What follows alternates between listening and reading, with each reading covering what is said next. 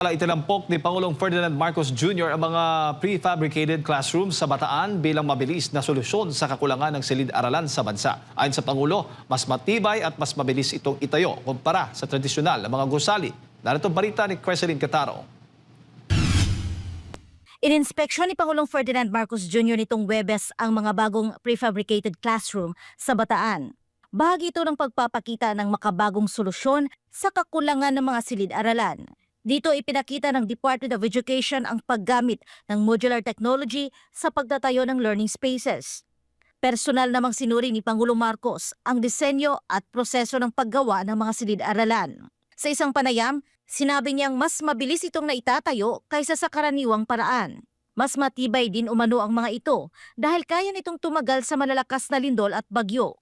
At saka maganda ito because ang design nito ay mas matibay ito hanggang sa lindol 8, di ba?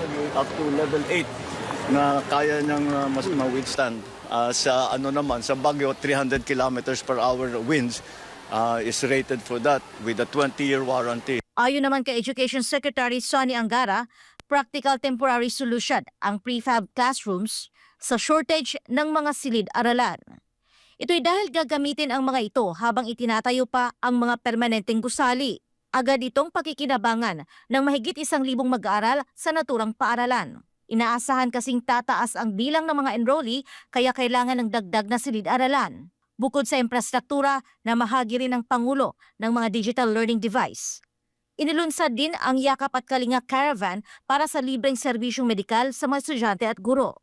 Pagtutulungan naman ng PhilHealth at DepEd ang programa. Tinungo rin ng Pangulo ang planta ng prefabricated structures ng Cornerstone Corporation sa Barangay Alasasin sa Mariveles, kasama si Bataan Governor Joet Garcia.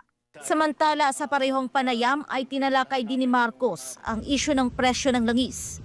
Sinabi niya na magbibigay ang pamahalaan ng karagdagang ayuda sa sektor ng transportasyon upang maibsan ang epekto ng oil price hike. Dagdag pa niya, ginagawa ito lalo na't nalalapit na ang Holy Week kung kailan inaasahang dadami ang mga biyahero. Hinikayat din ng Pangulo ang paggamit ng solar energy bilang alternatibong mapagkukunan ng kuryente. Layunin itong mabawasan ang gastos at pagdepende sa coal. Ang one time lang ang bayaran, you buy the actual solar panels, you install it, minsanan lang yun. Now we will accelerate that so that the load on our power plants is going to be lessened. Para sa Diyos at sa Pilipinas kong mahal, ito si Creseline Catarong, SMNI News.